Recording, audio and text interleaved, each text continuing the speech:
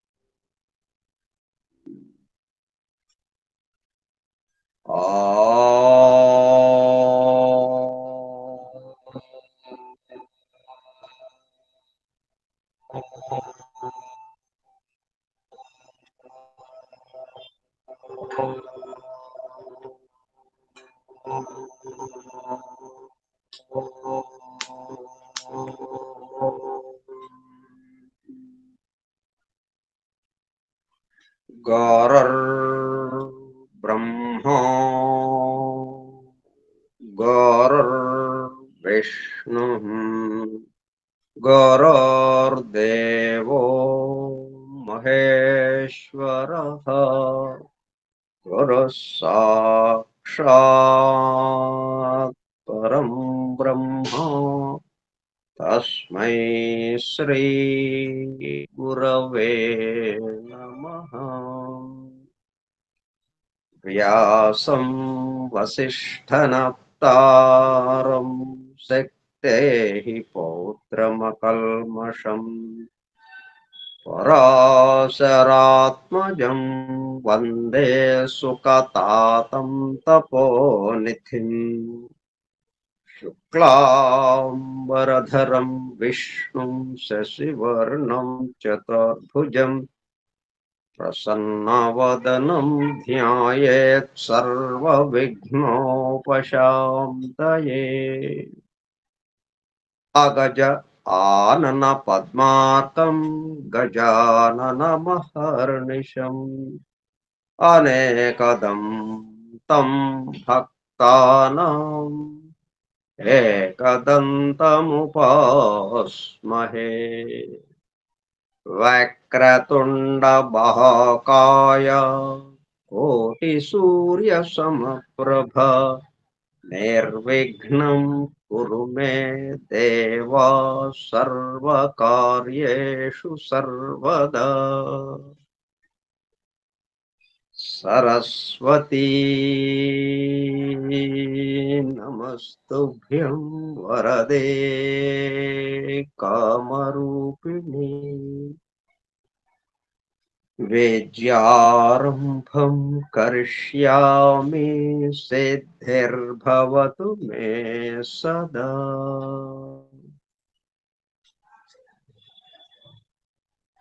ॐ भूर्भुवः स्वः ॐ तत्सवितुर्वरेण्यम् भर्गो देवस्य धीमहि धियो यो नः प्रचोदयात्।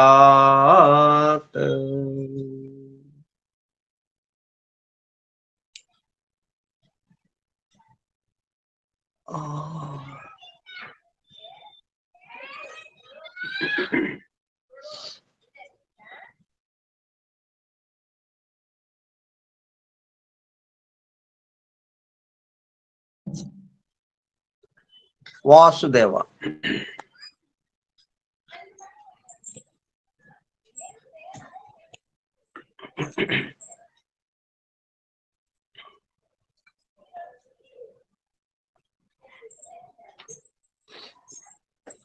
Forum for Truth Seekers సత్యాన్వేషకుల బృందము పరమ గురువులు హెలెనా పెట్రోనా బ్లవెట్స్కీ ద్వారా సమస్త మానవాళి ఆధ్యాత్మిక అభివృద్ధి పూర్ణతల కొరకు అందించిన పరమాద్భుత దివ్య గ్రంథము ద సీక్రెట్ డాక్ట్రిన్ రహస్య సత్య సూత్రము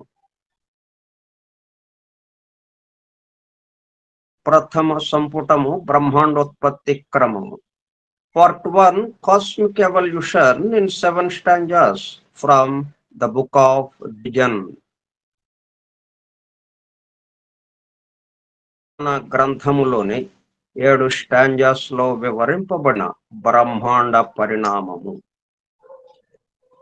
గ్రంథ పఠనము, అధ్యయనం, అవగాహన, ఆత్మదర్శనము కార్యక్రమము. 271వ పాఠము 5/8/2025 మంగళవారము సాయంత్రం 4:30 గంటలు. The secret doctrine Skype group లో సుదూర ప్రాంతాలలో ఎవరింట్లో వారు హాయిగా విశ్రాంతి తీసుకుంటూ ఏకకాలంలో ఒకేసారి ఏమి చేస్తున్నాము? వింటున్నాము. ఏమి వింటున్నాము? శాస్త్ర సాంకేతిక రంగములలో ఎంతో వేగముగా పురోగమిస్తున్న ప్రస్తుత కాలంలోని మానవాళి అదే వేగముతో ఆధ్యాత్మిక రంగంలో కూడా పురోగమించుటకు వీలుగా ప్రపంచంలోని అన్ని జాతుల మతముల పవిత్ర గ్రంథములలో పొడుపు కథల రూపంలో అర్థము అయి అవనట్లుగా ఉన్న సృష్టి రహస్యములను, సృష్టి అమరిక కూర్పును బహిర్గతం చేసి మానవాళికి అందించి వాటి అవగాహన ద్వారా ఆత్మదర్శనము పొందుట అను దివ్య ప్రణాళిక అమలు పరచబడుటకు పరమ గురువులు మేడం హెలినా పెట్రోనా బ్లవెట్స్కీ ద్వారా అత్యద్భుతముగా అందించిన ద సీక్రెట్ డాక్ట్రిన్ గ్రంథములో బాహాటముగా ఇవ్వబడిన అతి నిగూఢములైన సృష్టి రహస్యములు, వాటి మూలము, గ్రంథ హృదయమును చేరు పద్ధతులు తెలుసుకోవాలనే తీవ్ర ఇచ్ఛతో, తపనతో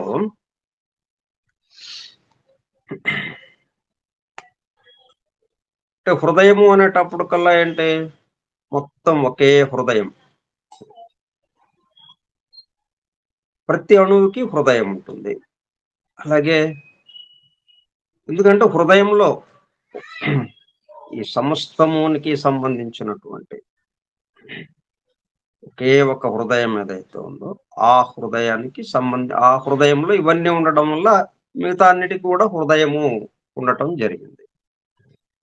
సముద్రంలో చెంబు ముంచితే చెంబులో సముద్రపు నీళ్లు కూడా ఉంటాయి. సముద్రంలో ఉండడం వల్ల సముద్రంలోకి సముద్రపు నీళ్లు ఉండటం జరిగింది. చెంబులోకి సముద్రపు నీళ్లు ఉండటం జరిగింది. అట్లాగే మనందరము ఒకే హృదయంలో ఉన్నాం. అందుచేత ఒకే విశ్వ పురుషుని యొక్క హృదయంలో ఉన్నాం మనం. అందుచేత మనందరికీ హృదయం ఉంటుంది. ఇప్పుడు గ్రంథము ఉంది. ఆ గ్రంథము దానికి ఒక హృదయం ఉంది. ఆ హృదయము దేనితో అనుసంధానమైంది? రచయిత యొక్క హృదయముతో అనుసంధానమైంది. రచయిత యొక్క హృదయం దేనితో అనుసంధానమైంది? ఈ మొత్తం సంబంధించిన హృదయంతో అనుసంధానమైంది. అందువల్ల గ్రంథం అలాగా రాగలిగింది. ఇప్పుడు మనం చదివే వాళ్ళం కూడా ఆ హృదయంతో మనం అనుసంధానం అయ్యేటప్పుడు కల్లా రచయిత హృదయంతో అనుసంధానం అవడం, రచయిత ద్వారా ఆ సమస్తకి సంబంధించిన హృదయంతో అనుసంధానం అవడం. అందుకని గ్రంథ హృదయమును చేరు పద్ధతులు తెలుసుకోవాలనే తీవ్ర ఇచ్ఛతో, తపనతో సత్యాన్వేషణలో భాగముగా ఎన్నో నిగూఢ విషయములను మరింత లోతుగా తెలుసుకుంటూ సత్యమును చేరు ప్రయత్నంలో మనమందరము ఇక్కడ చేరాము. దానితో పాటు ఆధునిక విజ్ఞానము యొక్క దృష్టి పథము నుండి తప్పిపోయిన తత్వదర్శన అన్వేషణలో, అనగా సత్యాన్వేషణ కొరకు కూడా ఈ గ్రంథము దగ్గరకు వచ్చాము. The true student of the secret doctrine is a జ్ఞానయోగి అని మేడం బ్లవెట్స్కీ తన చివరి రోజులలో అన్న మాటలను నిజం చేయటానికి మనమందరము జ్ఞానయోగిగా ఒకటకు కూడా ఇక్కడ చేరాము.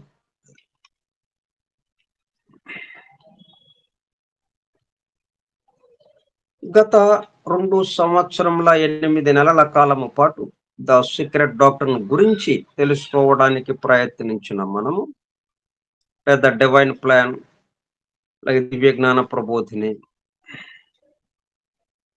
అలాగే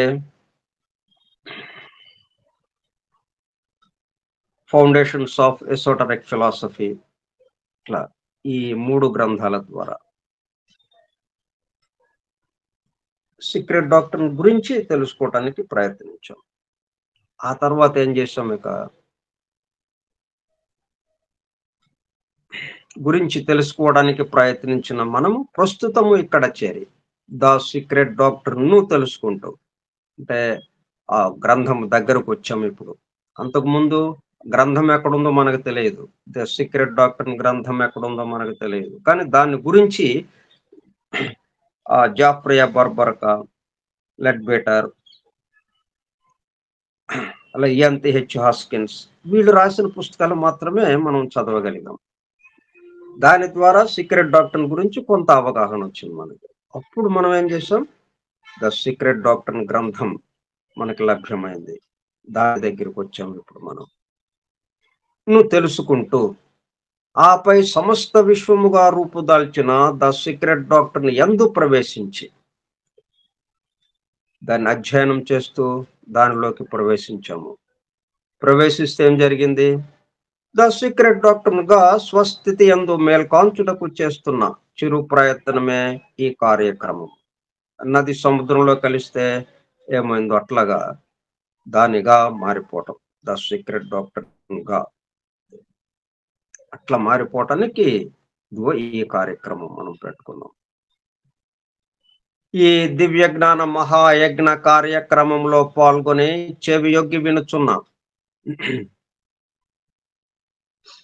అనగా ఒళ్ళంతా చెవులు చేసుకుని వినుచున్న ప్రియ సత్యాన్వేషక సోదర శ్రోతలందరకు నమస్కారం. అని బెసెంట్ ద్వారా ప్రసాదింపబడిన universal prayer invocation, O hidden life vibrant in every atom, O hidden light shining in every creature, O hidden love embracing all in oneness, may each who feels himself as one with thee know he is also one with every other.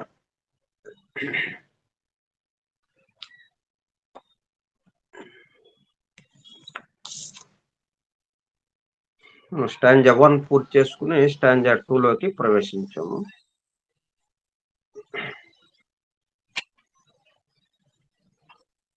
Stanza 2 లో శ్లోక 2 భాగాలు. మొదటి శ్లోకం, ఈ మొదటి శ్లోకం 2 భాగాలుగా ఇవ్వబడింది.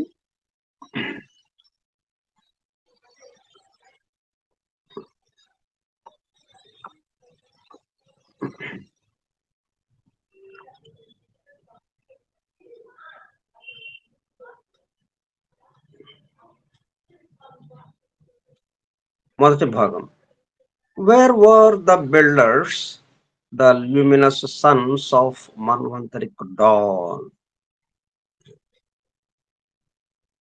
మన్వంతరపు ఉషోదయ, మన్వంతరిక్ డాన్ అంటే ఉషోదయం, మన్వంతరిక్ డాన్ వాళ్ళు ఎవరు, ద ల్యూమినస్ సన్స్ ఆఫ్, ఈ మన్వంతరిక్ డాన్ ఎవరైతే ఉన్నారో వారి ఆ వెలుగుల బిడ్డలు, ద ల్యూమినస్ సన్స్. ఎవరు వాళ్ళు, బిల్డర్స్. అంటే ఈ బిల్డర్స్ ఎవరు అనమాట, the luminous sons of manvantaric dawn. మన్వంతరపు ఉషోదయ వెలుగుల బిడ్డలైన సృష్టి పునర్నిర్మాణ వ్యూహకర్తలు ఉన్నారా, ఉంటే ఎక్కడ ఉన్నారు, ఇది మొదటి భాగం. దాని గురించి మనం ఈరోజు వివరించుకుందాం. ఇట్లా దానికి వ్యాఖ్యానంగా మనకి సీక్రెట్ డాక్టర్ లో ఇవ్వబడింది. ఇట్లా ప్రతి శ్లోకానికి వివరణ. ఇస్తున్నారు. అదే మనం అట్లాగే స్టాంజా 1లో కూడా అట్లాగే 9 శ్లోకాలకి సంబంధించి వివరణ చెప్పుకుంటూ వచ్చాము. ఇప్పుడు దీంట్లో ఉషోదయము, మన్వంతరిక్ డాన్. అంటే మనం ఎక్కడున్నాం ఇప్పుడు? ప్రళయంలో, ఈ చీకటిలో, అంటే రాత్రి సమయంలో ఉన్నాం మనం. ప్రళయం అనేటప్పటికల్లా రాత్రి సమయం, చీకటి. ఈ చీకటి నుండి వెలుగు ఉద్భవించటం, అంటే సూర్యోదయం అవటం. అంటే మరలా ప్రళయ స్థితి నుంచి సృష్టి స్థితిలోకి రావటం. ఇప్పుడు ఇవి ప్రళయం నుంచి ఎందుకు మొదలుపెట్టుకున్నాం? ప్రళయంలో మొత్తం ఏకమైంది. అంటే ఇవన్నీ మనకి పగలు ఏం కనిపిస్తున్నాయి? మనం మేల్కొని ఉన్నప్పుడు మొత్తం అనేకత్వంగా, భిన్నత్వంగా, ఒకదానికొకటి సంబంధం లేకుండా తెలుస్తుంది మనకి. రకరకాలు ఎన్నెన్ని రకాలు చెప్పలేము. కాబట్టి ఇంత భిన్నత్వంలో ఏమవుతుంది మనం? ఒక్కొక్కళ్ళతో ఒక్కొక్క రకంగా వ్యవహరిస్తున్నాం మనం. కానీ ప్రళయ స్థితికొచ్చేటప్పటికల్లా ఏమైంది? మొత్తం ముద్దయిపోయింది. ఎట్లాగ ముద్ద కాగలిగింది? ఒక చోట నుంచే వచ్చింది కాబట్టి ఇదంతా. మనకి వినాయకుడి విగ్రహాలు ఒకే మట్టి నుంచి, ఒక మట్టి ముద్ద నుంచి ఇప్పుడు అచ్చు తీసుకొని వస్తాడు, వినాయకుడి విగ్రహం అచ్చు. తీసుకొనొచ్చి ఆ మట్టి తీసుకొనొచ్చే మట్టి ముద్ద అచ్చులో పోసి 100 విగ్రహాలు వాడు తయారు చేస్తాడు. 100 విగ్రహాల్ని 100 మంది కొనుక్కొని వెళ్తారు. ఎవరింట్లో వాళ్ళు పూజకి పెట్టుకుంటారు అవి. పూజ చేస్తారు. అంటే ఏ విగ్రహానికి ఆ విగ్రహమే. వేరు వేరుగా అయిపోయింది. కానీ అది ఎక్కడి నుంచొచ్చింది? ఒకే మట్టి ముద్ద నుంచి వచ్చింది. మళ్ళీ ఆ తర్వాత ఏం చేస్తున్నాం? మళ్ళీ మూలంలోకి పోతుంది ఇదంతా. ప్రళయంలో ఒక ముద్ద అయిపోతుంది, కరిగిపోతుంది అని చెప్పడానికి అది నిమజ్జనం చేస్తాం. నీటిలో వేసేస్తాం. నీటిలో వేసేటప్పటికి కరిగిపోయింది. మళ్ళీ అది ఎక్కడి నుంచి వచ్చిందో అక్కడికెళ్ళిపోయింది అది అన్నట్టుగా. మట్టిగా ఉంది. ఆ మట్టిగా మళ్ళీ అయిపోయింది. ఒకటే ఇన్ని రూపాలుగా మారిందన్నది ఇక్కడ స్పష్టంగా ఉంది మనకి. ఒకే మట్టి ముద్ద 100 విగ్రహాలుగా ఇక్కడ మారి 100 ఇళ్లలో పూజలు జరపడం జరిగింది. అట్లాగే మనం ఈ పగలంతా ఏం చేస్తున్నాం? అనేక రకాలు. ఏంటివన్నీ? ఒకటే ఇన్ని రూపాలుగా ఉంది. అది మనం గుర్తుకు తెచ్చుకోవటానికి. నిన్న మనం సృష్టి స్థితి నుంచే వివరించుకోవడం మొదలుపెట్టామనుకోండి, మనం ఒకటి నుంచి వచ్చాము అన్న దానికి మనకు అంతగా ఆ భావన మనకు కలగదు. ఆ అనుభూతి కలగదు మనకి. అదే ప్రళయం నుంచి చెప్పుకుంటూ ప్రళయం నుంచి ప్రారంభించి ప్రళయ స్థితి ఇలాగుంటుంది అని, ఇక ఆ ప్రళయ స్థితి నుంచి ఆ ఉషోదయం ఎలాగవుతోంది, ఆ చీకటి వెలుగుగా ఎలా మారుతోంది. ఎందుకంటే అంతకుముందు ఉన్న వెలుగు చీకటిగా అయిపోయింది. ఉన్నది ఒకటే, కాసేపు వెలుగుగా, కాసేపు చీకటిగా. ఉన్నది నీరు, కాసేపు మంచుగడ్డ. మళ్ళా మంచుగడ్డను కరిగిస్తే మళ్ళీ నీరు. నీరు గడ్డ గట్టిపోతుంది మంచుగడ్డగా. మంచుగడ్డ నీరుగా మారుతుంది. రెండిట్లోనూ ఉన్న వస్తువు ఒకటే. ఒకే వస్తువు మంచుగడ్డగా ఉంటుంది, నీరుగా ఉంటుంది. అట్లాగిది వెలుగు, చీకటి 2 లేవు. ఒకటే, కాసేపు అలాగుంటుంది, కాసేపు ఇలాగ ఉంటుంది. అంటే వెలుగు, చీకటి కలిసి ఉంటుందా మనకు 2? వేరు వేరుగా అయితే ఇద్దరు వచ్చి మన ఎదురుగా నిలబడాలిగా. లేదు. ఉంటే చీకటి, లేకపోతే వెలుగు. వెలుగున్న చోట చీకటుండదు, చీకటున్న చోట వెలుగుండదు. అక్కడ క్లియర్‌గానే ఉంది గదా మనకు. ఒకటే రూపం మార్చుకుంటుంది. కాసేపు నల్ల చీర కట్టుకుంటుంది, కాసేపు తెల్ల చీర కట్టుకుంటుంది. అట్లాగా ఇక మనం ఒకటి నుంచే ఈ మొత్తం వచ్చింది. ఇన్ని వ్యవహారాలున్నప్పటికి ఇక్కడ అన్నది మనకి ముందు స్థిరమైన నిర్ణయానికి రావటం. ఎవరో చెప్పారని కాదు. ఎట్లాగొచ్చినాయి ఇవన్నీ అన్నది మనకు మనమే ప్రశ్న వేసుకొని మనకే సమాధానం వచ్చేటట్టుగా ఈ విధంగా చెప్పుకుంటూ వెళ్తుంటే మనకి అందుకు ఆ సమాధానం మనకు అందుతుంది. మనలో నుంచే అది ఇంట్యూషన్‌గా మనకు అందుతుంది. మనం ఒక స్థిరమైన నిర్ణయానికి వస్తాం. ఒకటే ఇన్నిగా మారింది. అనేకముగా మారింది. ముందు అది కావాలి మనకి బేసికల్‌గా. ఆ భావం ఉన్న తర్వాత ఇక మనం ఏది నేర్చుకున్నా ఇంకా ఏమి ఇబ్బందుండదు. ఎన్ని అద్భుత శక్తులొచ్చినా, ఎన్ని అతీంద్రియ శక్తులొచ్చినా, అష్టసిద్ధులొచ్చినా గాని, దానికి బేస్‌గా ఉన్నది ఒకటే అనే రోడ్డు మీద ప్రయాణం చేస్తుంటాం. ఇక ఎక్కడ ప్రమాదం జరగటానికి వీలుండదిక.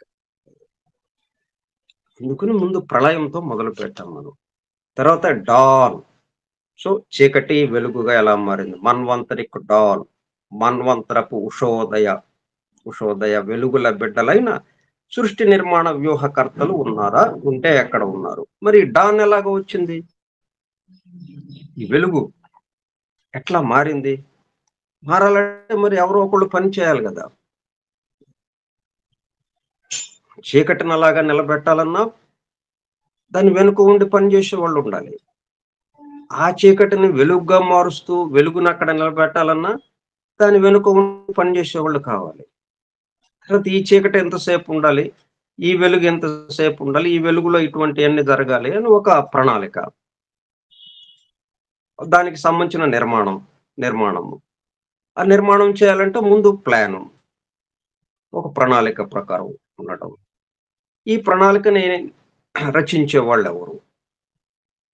ఈ ప్రణాళికని రచించి దాన్ని నిర్మాణం చేస్తున్న వాళ్ళెవరు? వీళ్ళ ఎక్కడున్నారు? మరి ఇప్పుడు ప్రళయంలో ఏమీ లేదు. చీకటిగా ఉంది. ఉషోదయం రాబోతోంది.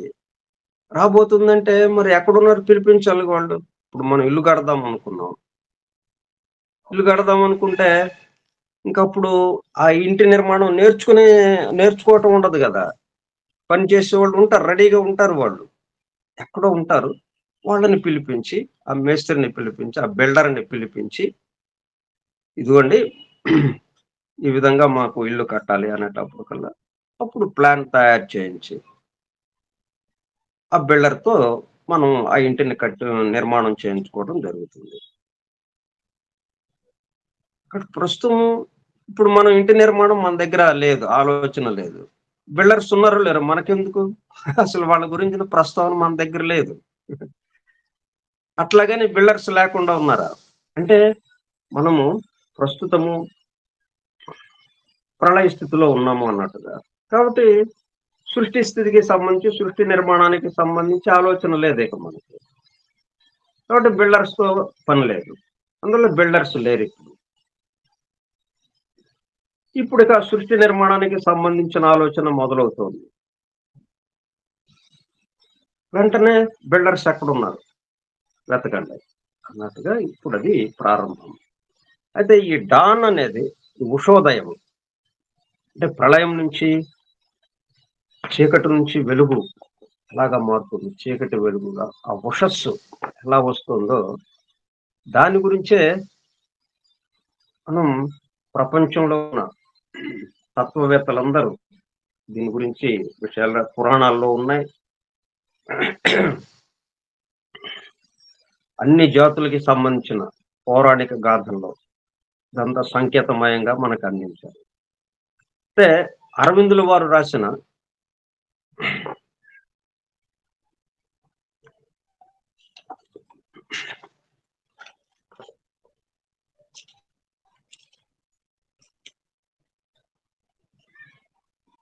'సావిత్రి' గ్రంథం. అరవిందుల వారు 'సావిత్రి' గ్రంథాన్ని అది కూడా దర్శన గ్రంథం మనకందించారు ఇంగ్లీష్‌లో. దాన్నేం చేశారంటే కొత్త రామకోటయ్య తాత గారు ఈకే గారి దగ్గరికి వెళ్ళినప్పుడు, ఆయన ఈకే గారిని కలిసినప్పుడు, ఈ అరవిందుల వారి 'సావిత్రి' కావ్యం గురించి ముచ్చటించుకుంటూ సం ఆకస్మికంగా ఆయన ఈకే గారు, "మీరు దీన్ని తెలుగులోకి అనువాదం చేయండి" అని చెప్పన్నారు. అని వెంటనే ఆ 'సావిత్రి' ఇంగ్లీష్ పుస్తకం తన దగ్గర ఉన్నది. ఈకే గారి దగ్గర. అది తీసుకొని ఈయనకిచ్చారు తాతగారికి. ఇంగ నేను అనువాదం చేయటమా? ఇంగ్లీష్ అసలు అంటే ఇంగ్లీష్ అంతగా వచ్చినది ఇంటర్మీడియేట్ అంతవరకు చదివింది. కాబట్టి ఇంగ్లీషు పెద్దగా రాని వాళ్ళు తాతగారంటే. కొత్త రామకోటయ్య తాతగారికి ఇంగ్లీష్ అంతగా భాష మీద పట్టు లేదు. మరి ఇంగ్లీష్ భాష మీద పట్టు ఉంటే గాని దాన్ని తెలుగులోకి అనువాదం చేయటం కుదరదు. కానీ మాస్టర్ గారు జెప్పారు. సరే ఎళ్ళిపోయారు. ఇట్లా వేటూరు ప్రభాకర్ శాస్త్రి గారు ఆయన గురువు గారు. ఆయన చెప్పింది వింటూ అంటే ఆ గ్రంథ హృదయాన్ని చేరిపోయాడాయన. గ్రంథ హృదయంలోకి వెళ్ళిపోయేటప్పటికల్లా రచయితలోకెళ్ళిపోయాడు. రచయితతో అనుసంధానం అయిపోయింది. ఆ రచయిత భావం దానికి భాష లేదు. భాష ఎప్పుడొస్తుంది? ఈ వ్యక్తులు వైఖరిగా వచ్చినప్పుడే భాషా రూపం ఎత్తుతుందది. దానికి ఆ ముందుగా మధ్యమ. మధ్యమలో ఉన్నప్పుడు భాషా రూపం వస్తుంది. అది వైఖరిగా భాషలో బయటకొస్తుంది. పశ్యంతిగా ఉన్నప్పుడు భావం వరకే. అక్కడ భాషతో పని లేదు. ఆ భావం దగ్గరికెళ్ళాడాయన. ఆ భావాన్ని దర్శిస్తూ, అనుభూతి చెందుతూ దాన్ని భాషా రూపంలోకి మార్చి, మనకి తెలుగు కావ్యంగా మనకందించారు కొత్త రామకోటయ్య తాతయ్య గారు. దాంట్లో ఈ ఉషస్సు అంటే డాన్ అనే పదాన్ని గురించి కొంత వివరణ ఇక్కడ మనం తెలుసుకొని, అప్పుడు మళ్ళీ మనం సీక్రెట్ డాక్టర్‌లోకి వెళ్దాం.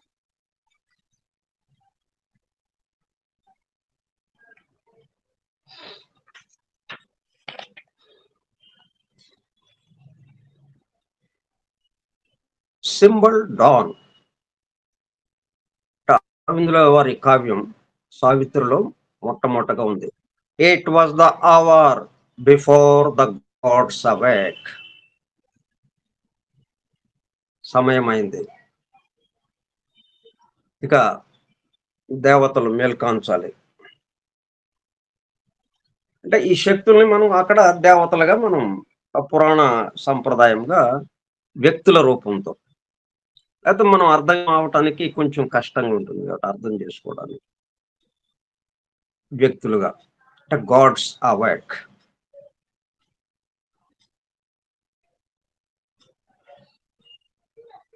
Ever lasting don.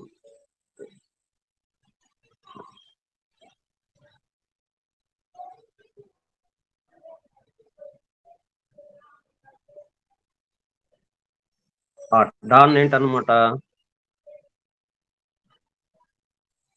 తదగ్రే అసదాసీత్. అంతకు పూర్వం అంత అసత్ అని వేదమంత్రము. అరవిందము తామర పువ్వు. అరవిందము వికసింపబోవుచున్నది. అరవిచ్చిన ఎరవిందము మంచి మంచి పరిమళములా నించుచున్నది. తేనెలొలుకుచున్నవి. అందములు చిందుచున్నవి. అమృతమెల్లడలా నావరింపబోవుచున్నది. కాంతులావిర్భవించుచున్నవి. దేవభావములు కదలి మెదలుటలను మనము గుర్తించు శుభ సమయమిది. ఇది దేవశక్తుల దివ్య విన్యాసము అందరునూ తెలుసుకును వేళ. దేవశక్తుల దివ్య విన్యాసము. Before the gods awake. It was the hour. Struck the hour అనే మనకు వస్తూ ఉంటుంది. గంట కొట్టారు. అంటే రైలు రావటానికి సంకేతముగా. స్టేషను నిద్రపోతున్నట్టుగా ఉంది.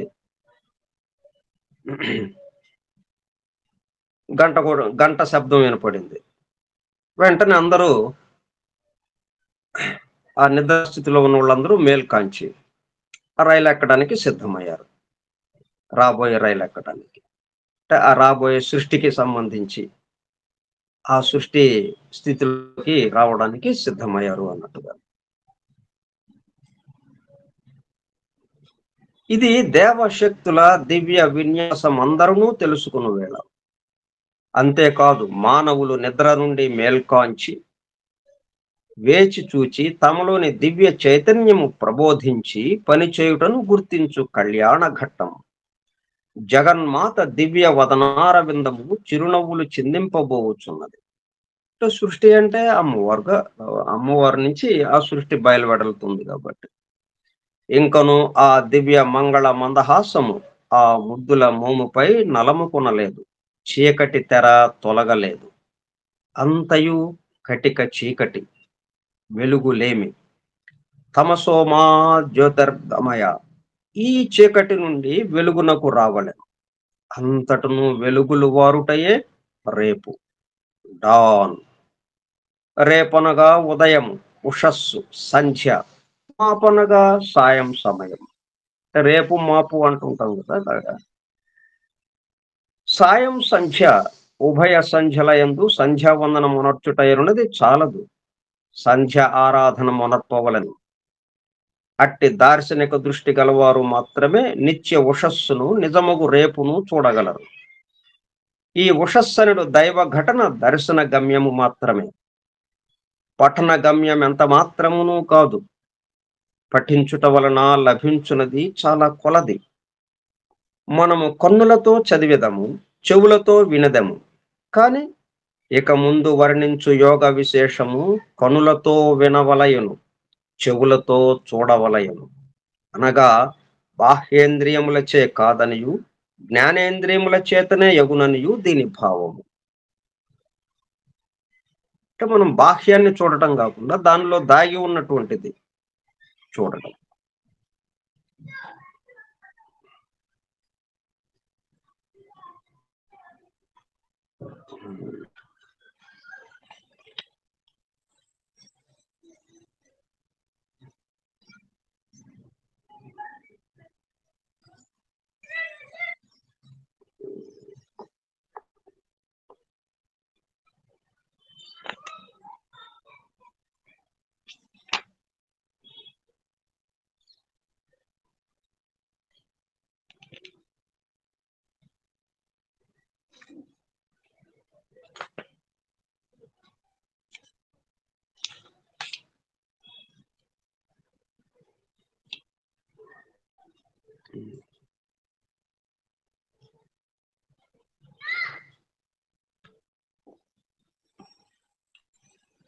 ఈ ముత్తరుగుల అనుభూతులు సత్యము, తేజస్సు, జీవము అనునవి మన కందు తీరులను మూడు విధములు. ఈ మూడు త్రోవలను వివరించుటకే శ్రీ అరవింద యోగేశ్వరుల వారు సావిత్రి రచయించిరి. సావిత్రి రచించుట వేరు, పఠనము వేరు, పఠించిన తరువాత దర్శించుట వేరు. అట్టి దర్శనము మనకందరకు లభింపవలనని కోరుకుందాము. సీక్రెట్ డాక్టర్ నందుకే మనం దర్శించడానికి, అనుభూతి చెందడానికి, దానిలో ప్రవేశించడానికి, దానిగా అయిపోవటానికి. అట్లాగే తాతగారు ఏం చేశారు? దానిగా సావిత్రి కావ్యముగా, సావిత్రిగా అయిపోవటానికి ఈ గ్రంథాన్ని మనకు అందించారు. ఉభయ సంధ్యల మధ్యలో అనగా సాయం సంధ్యకు ఉదయ సంధ్యకు నడుమ బిట్వీన్ టూ నథింగ్నెసెస్ అనగా రెండు శూన్యముల మధ్యలో కటిక చీకటి ఉన్నది. అది దివ్య తేజోమండలముల యొక్క దర్శనమునకు దారితీయదు. ఈ రాత్రి అన్నది ఉన్నది కానీ లేదు. ఒక చోట రాత్రి, ఒక కాలమున రాత్రి, అదే సమయమున ఇంకొక చోట పగలు, వెలుగు.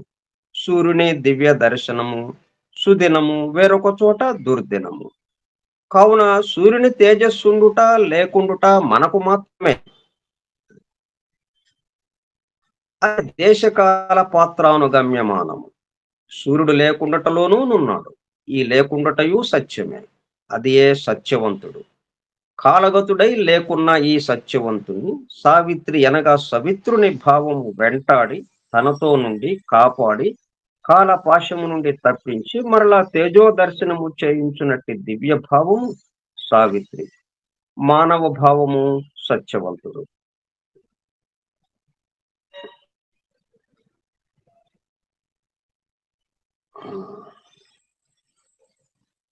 సరే, ఇట్లా నడిచింది అది.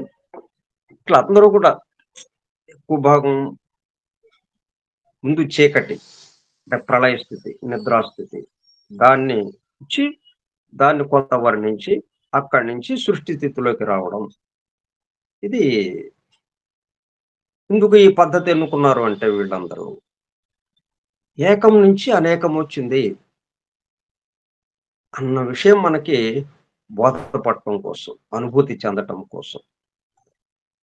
అదే మనం సృష్టి గురించిన విషయాలే వివరిస్తూ మొదలు పెట్టారనుకోండి, ఇంకా అనేకమే అనేకమే మనకి తెలుస్తూ ఉంటుంది. ఇదంతా ఎక్కడి నుంచి వచ్చింది అన్న విషయం మనకి మరుగున పడిపోతుంది.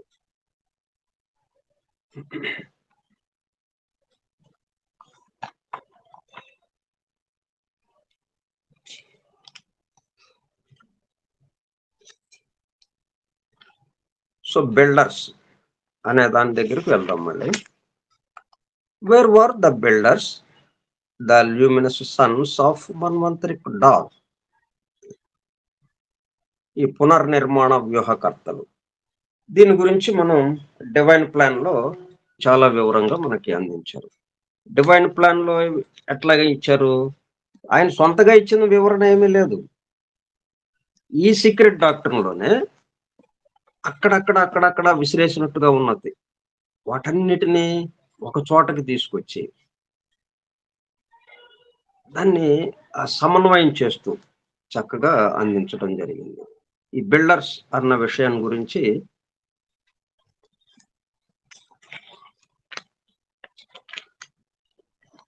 34వ పేజీ, ద డివైన్ ప్లాన్ లో 34వ పేజీ.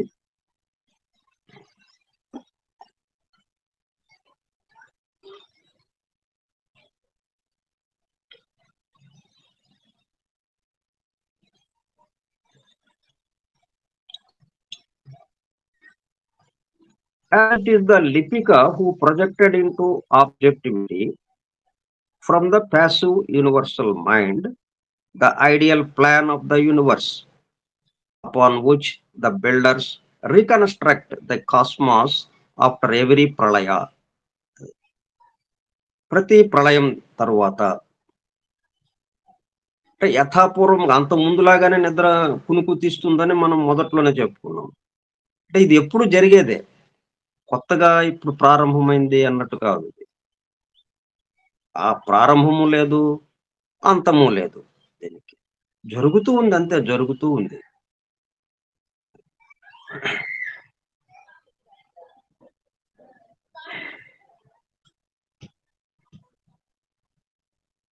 కాబట్టి ఎవ్రీ ప్రళయం తర్వాత మరలా ఈ విశ్వ నిర్మాణాన్ని, విశ్వ ఆవిర్భావాన్ని, ఈ సృష్టి నిర్మాణం పునర్నిర్మాణం చేయటం ఎవరు? బిల్డర్స్. ఆ బిల్డర్స్ పునర్నిర్మాణం చేయాలంటే దానికి కావాల్సిన ప్లాన్ ఎక్కడి నుంచి వస్తుంది? యూనివర్సల్ మైండ్ లో ఉంది అది. కానీ యూనివర్సల్ మైండ్ కూడా ఇప్పుడు నిద్రాస్థితిలో ఉంది. అయితే ఈ లిపికాస్ అని ఉన్నారు, రికార్డర్స్. వాళ్ళు ఆ యూనివర్సల్ మైండ్ నుంచి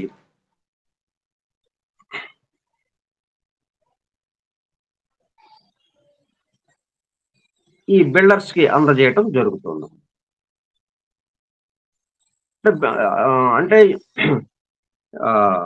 లిపికాస్ వాళ్ళ పని ప్రారంభించారు అంటే అర్థం ఏంటి? ఇక యూనివర్సల్ మైండ్ మేల్కాంచడం జరిగింది అని. క్రమంగా మేల్కాంచుతూ యూనివర్సల్ మైండ్, దాంట్లో ప్లాన్ ఉంది యూనివర్సల్ మైండ్ లో.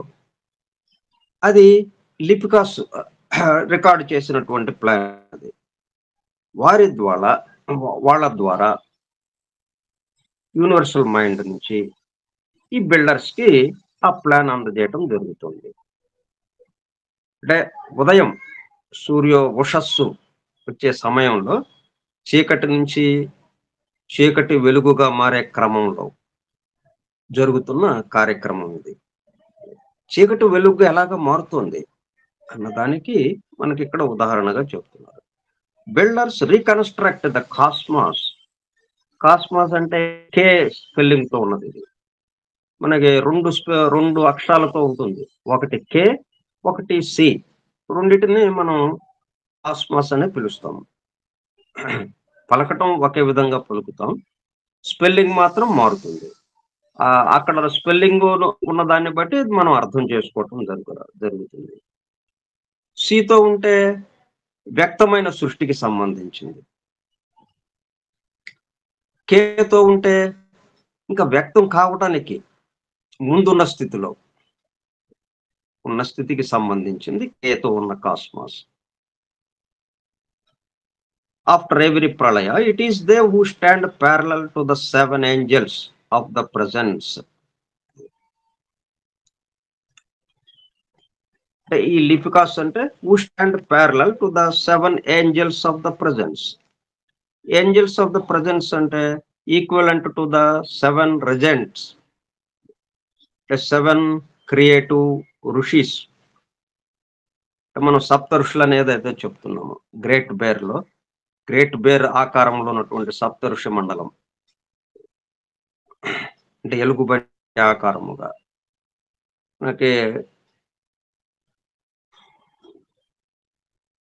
ఉత్తర దిశలో కనిపిస్తుంటుంది. అది రాత్రి సమయంలో మనం దాన్ని 7 క్రియేటివ్ ఋషిస్ అంటున్నాం, సప్త ఋషి మండలం.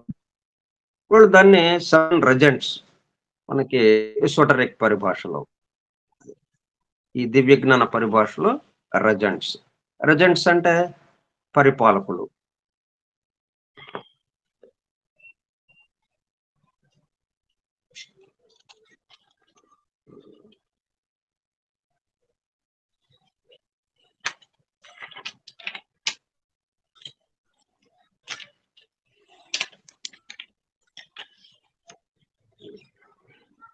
అంటే రాజప్రతినిధిగా చక్రవర్తి ఒకళ్ళు ఉంటారు, వాళ్ళ ప్రతినిధిగా పరిపాలించే వాళ్ళు కొంతమంది ఉంటారు. కొన్ని ప్రాంతాలని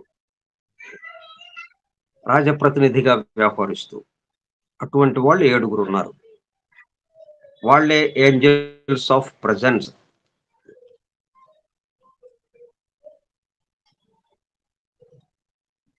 ఇది మనకి క్రిస్టియన్ పరిభాషకి సంబంధించి angels of presence, whom the Christians recognize in the 7 planetary spirits or the spirits of the stars, for that is they who are the direct amanuenses amanuenses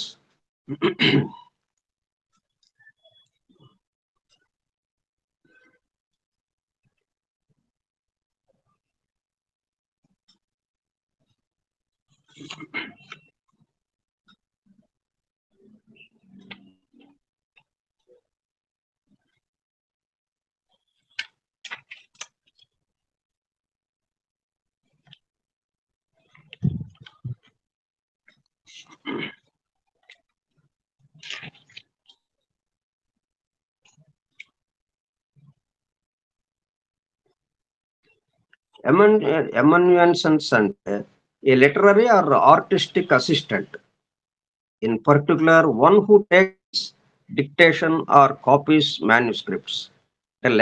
లేఖకుడు ఎవరు? ఈ 7 planetary spirits. For thus it is they who are direct amanuenses of the eternal ideation. శాశ్వతంగా ఉండేది ఏదైతే ఉంది, శాశ్వతంగా ఉన్న ఆ ఊహ భావన,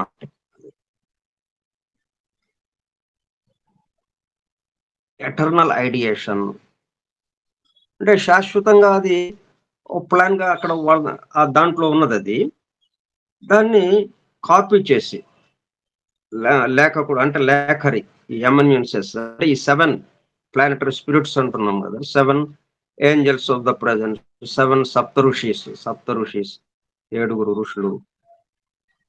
మనం రకరకాల పేర్లతో వ్యవహరిస్తున్నాం. 7 ఉన్నారు. వీళ్ళు లిపికాసు అంటే రికార్డింగ్ చేసేవాళ్ళు. దాన్ని ఆ ప్లాన్ ని రికార్డ్ చేసి లేఖకుడుగా రాసి, దాన్ని ఆ ప్లాన్ రాసి ఎవరికి అందిస్తున్నారు? బిల్డర్స్ కి అందిస్తున్నారు. యూనివర్సల్ మైండ్ ద్వారా బిల్డర్స్ కి అందిస్తున్నారు. ఏది? సృష్టి నిర్మాణం ఎలాగా చేయాలి, ఈ ప్రళయ స్థితి నుంచి, ఇప్పుడు ఉన్నటువంటి ప్రళయ స్థితి నుంచి ఇది సృష్టి స్థితిలోకి తీసుకువెళ్ళటం ఎట్లాగా అన్న దానికి ఒక ప్రణాళిక ఉన్నది, డివైన్ ప్లాన్. ఆ డివైన్ ప్లాన్ ని ఈ 7 అందిస్తున్నారు. అలాగే రెజెంట్స్ అని కూడా అంటున్నాం వాళ్ళని, రాజప్రతినిధులుగా. Eternal ideation, or as called by Plato, the divine thought. ఆ దివ్య ఆలోచన ఏదైతే ఉందో, ఆ దివ్య సంకల్పం, తను పెక్కులు కావాలి అనేది ఉంది కదా, ఆ దివ్య సంకల్పం, డివైన్ థాట్. ప్లేటో ఆ పేరు పెట్టాడు, డివైన్ థాట్ అని.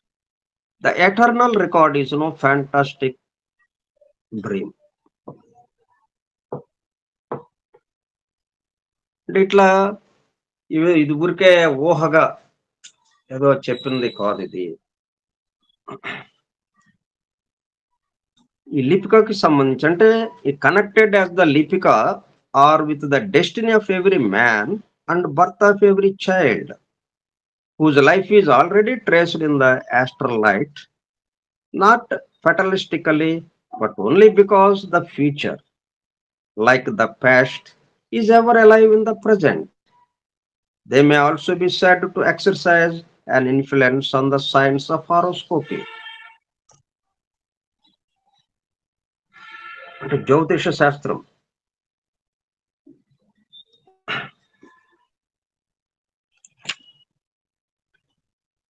జ్యోతిష్ శాస్త్రం మీద కూడా ఈ ప్రభావం ఉంది, వీరి యొక్క ప్రభావం.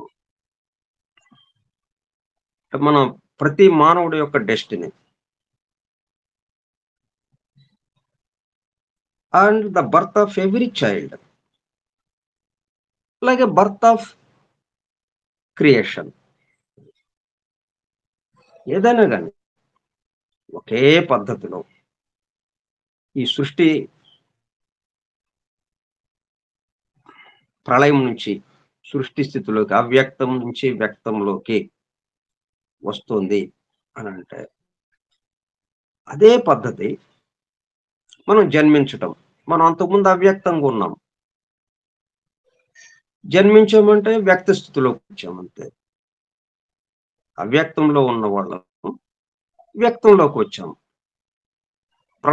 ప్రళయ స్థితిలో ఉన్న వాళ్ళము సృష్టి స్థితిలోకి వచ్చాము. దేనికైనా కానీ అదే పని కోసం, అదే పని చేస్తూ ఉంటుంది, అదే సూత్రం.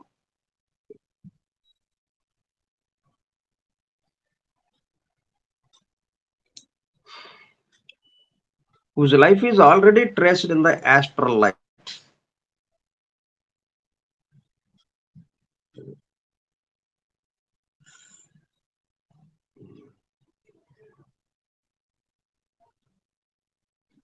తర్వాత పేజీ 46లో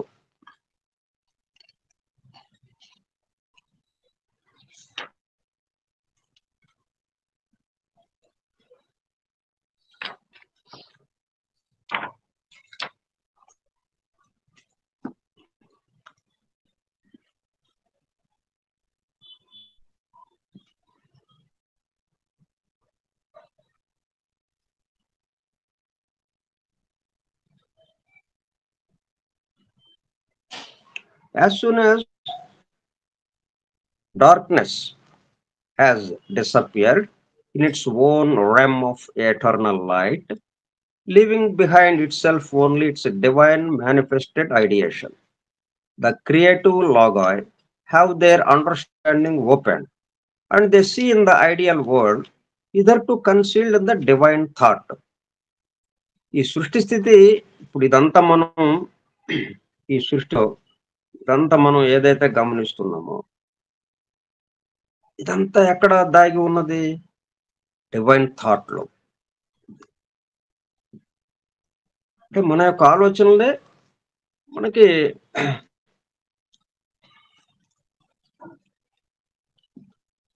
మనం వాటిని ఆచరణలోకి తీసుకొస్తున్నాం మనం.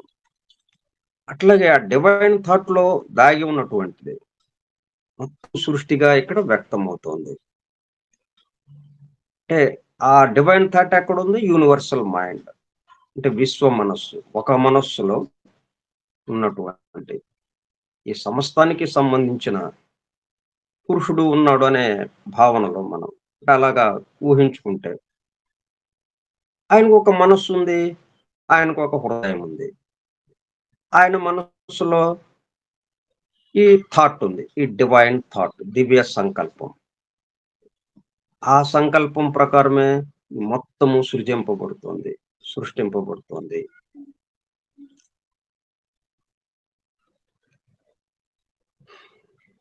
Have their understanding opened, and they see in the ideal world the archetypal forms of all, and proceed to copy and build or fashion upon these models forms evanescent and transcendent.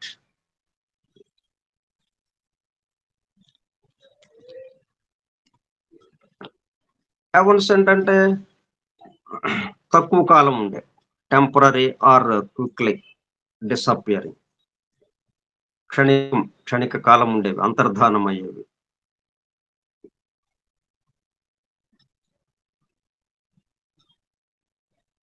Upon these models forms evanescent and transcendent. అవి తయారు చేస్తున్న forms, ఆ రూపాలు ఏవైతే ఉన్నాయో వాటి మీదుగా ఇక్కడ సృష్టి, ఇక్కడ నిర్మాణం జరుగుతోంది. There are hierarchies of builders of form. అంటే మరి ఈ ఆకారాలని తయారు చేసేవాళ్ళు, నిర్మాణం చేసేవాళ్ళు అట్లా ఒక పరిపాలక వ్యవస్థ ఉంది, hierarchies. And series of forms and degrees from the highest to the lowest. While the former are shaped under the guidance of the builders, the gods, cosmic creators, the latter are fashioned by the elementals or nature spirits.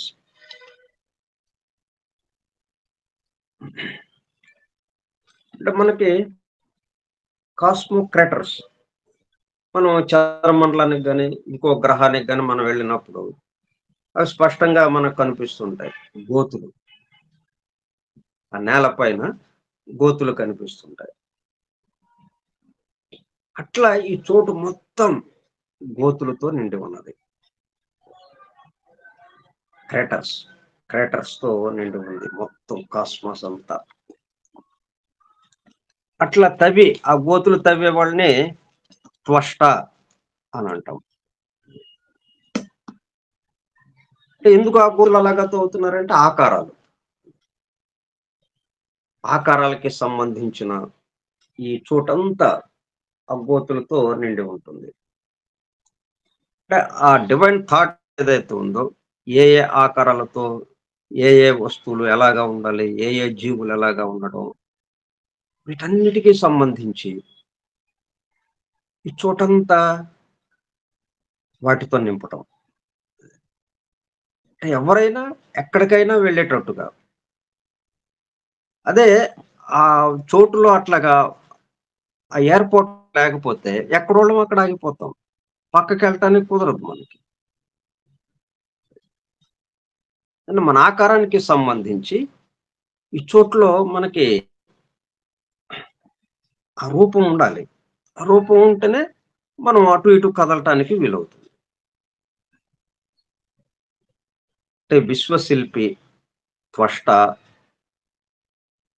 మయూరుడు, అంటే 3 స్థాయిల్లో మనకి పురాణాల్లో ఇట్లా సంకేతించారు. మనకి విశ్వశిల్పి plan ఇవ్వటం, ఆ plan ఇచ్చిన దాని ప్రకారం ఈ త్వష్ట గోతులు తవ్వడం, అంటే ఆకారాలకి సంబంధించి. తర్వాత ఈయన భౌతికంగా వాటిని తయారు చేయటం, భౌతిక ఆకారాలకి తీసుకురావటం. అంటే సూక్ష్మమైన గోతులుగా ఉంటాయి, సూక్ష్మమైన త్వష్ట స్థాయిలో.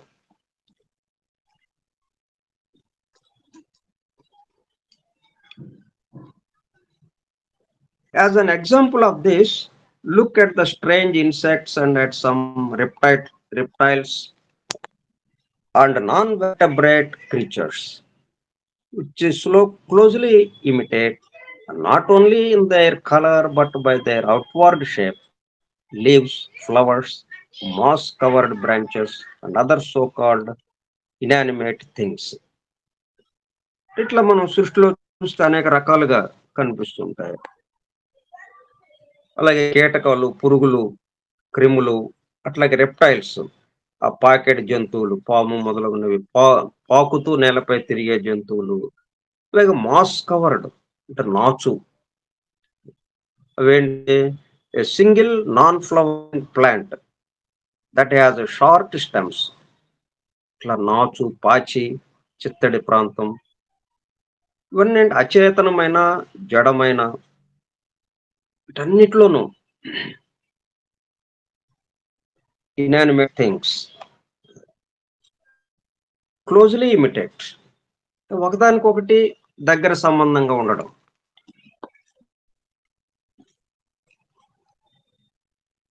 And to the forms themselves, every form we are told, అంటే మనకి ఇక్కడ కనిపిస్తున్నటువంటి ఏ ఆకారమైనా కానీ we are told is built in accordance with the model traced for it in the eternity and reflected in the divine mind. Divine mind కి, ఆ universal mind కి ఆ divine thought ఎక్కడి నుంచి వచ్చింది? ఎటర్నల్, శాశ్వతంగా ఉన్నటువంటి అక్కడ ఉన్న చోట నుంచి అది రిఫ్లెక్ట్ అయింది యూనివర్సల్ మైండ్ లో.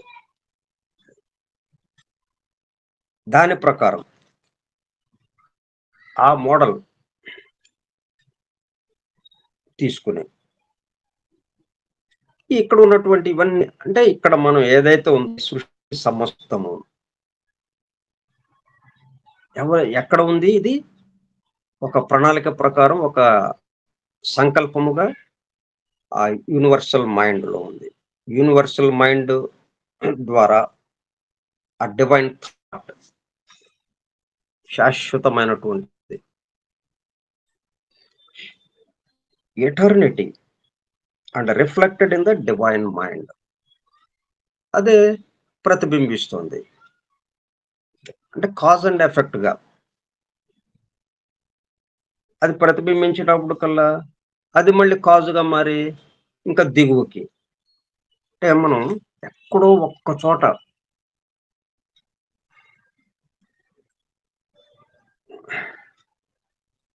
ఒక దివ్య సంకల్పం, అది ఇట్లా భౌతిక సృష్టిగా, స్థూల జగత్తుగా మన కంటికి ఎదురుగా పరిమితమైనటువంటి దాంతో ఇలా కనిపిస్తుంది. ఇది ఇలా కనిపించటానికి మరి ఎన్ని స్థాయిలు దాటి ఇక్కడికి వచ్చింది అంటే ప్రతి చోట బింబము, ప్రతిబింబము, కాజ్ అండ్ ఎఫెక్ట్. ఆ ఒరిజినల్, ఆ డివైన్ థాట్ ఏదైతే ఉందో అది కాజుగా, అది బింబముగా ప్రతిబింబించింది యూనివర్సల్ మైండ్ లో. యూనివర్సల్ మైండ్ లో ప్రతిబింబించింది, మళ్ళీ అది తన దగ్గర ఉంచుకోకుండా మళ్ళీ కిందకి పంపించింది, అది బింబముగా, అంటే కాజుగా. అంటే ప్రతి చోట కాజు ఉంటుంది, తీసుకునేటప్పుడు ఎఫెక్ట్ గా తీసుకుంటుంది, ఇచ్చేటప్పుడు కాజుగా ఇస్తుంది. ఇది మన దాకా చేరింది అట్లాగా. ఇక్కడ ఇలాగ ఉంది అంటే ఎక్కడి నుంచి బయలుదేరిందో చూడండి. ఒక్క చోట బయలుదేరింది, అది బయలుదేరింది. మరి మనం ఇల్లు ఎన్ని గదులు, ఎన్ని అంతస్తులు, ఇన్ని రకాలుగా ఉన్నాయి, ఎన్ని కిటికీలు, ఎన్ని తలుపులు, ఎన్నివి, మొత్తం కలిపి ఒక్క కాగితం మీద ఒక ప్లాన్ లో ఉంది. ఆ ప్లాన్ గీక ముందు ఎక్కడ ఉంది? ఆ గీసేవాడి మైండ్ లో ఉంది, అక్కడ డివైన్ థాట్ గా ఉంది. ఆ తర్వాత కాగితం మీదకి వచ్చింది, అది ప్రతిబింబముగా. ఆయన యొక్క డివైన్ థాట్ అది బింబం అయితే దాని యొక్క ప్రతిబింబముగా ఈ కాగితం మీదకి వచ్చింది ప్లాన్ గా, బిల్డింగ్ ప్లాన్ గా. ఆ ప్లాను మళ్ళీ బింబమై ప్రతిబింబముగా ఇల్లు వచ్చింది, మనకి కంటికి కనబడేటట్టుగా స్థూలముగా అక్కడ ఇల్లు. అంతకుముందు కాగితం మీద ఉంది ఇల్లు, అంతకుముందు కాగితం మీద కూడా లేనప్పుడు మనసులో ఉంది ఇల్లు. సృష్టి కూడా ఆ పద్ధతిలో అలాగా వచ్చింది. అయితే ఎన్నెన్ని దశలు దాటిందో ఆ వివరాలతో మనకి ఇప్పుడు మనం నెక్స్ట్ ఈ రెండో స్టాండ్‌లో ఆ వివరాలు, ఆ బ్రహ్మాండ పరిణామము ఎలా జరుగుతూ వచ్చింది. తొలి ఉషస్సు ఎలాగా మొదలైంది. ఈ బిల్డర్స్ దగ్గర మనం కొంత సమాచారం మనం తెలుసుకోవడానికి వీలవుతుంది.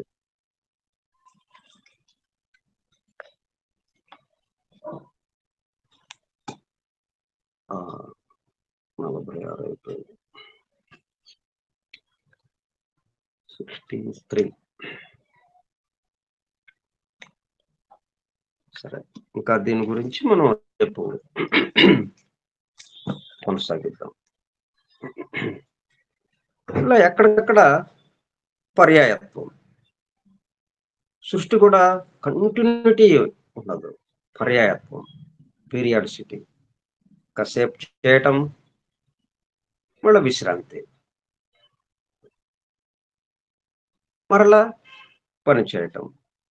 Activity, rest. ఇప్పుడు ఒక గంట చెప్పుకున్నాం యాక్టివిటీ. మళ్ళీ రెస్ట్.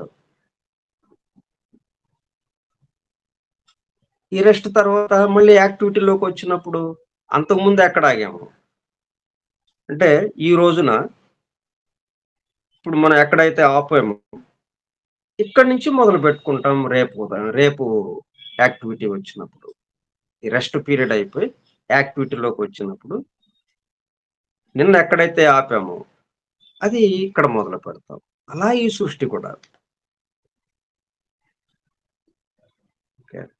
స్వస్తి ప్రజాభ్యః పరిపాలయంతాం న్యాయేణ మార్గేణ మహీం మహీషాః గోబ్రాహ్మణేభ్యః శుభమస్తు నిత్యం లోకాః సమస్తాః సుఖినో భవంతు. లోకాః సమస్తాః సుఖినో భవంతు. లోకాః సమస్తాః సుఖినో భవంతు. ఓం శాంతి శాంతి శాంతి. వాసుదేవ.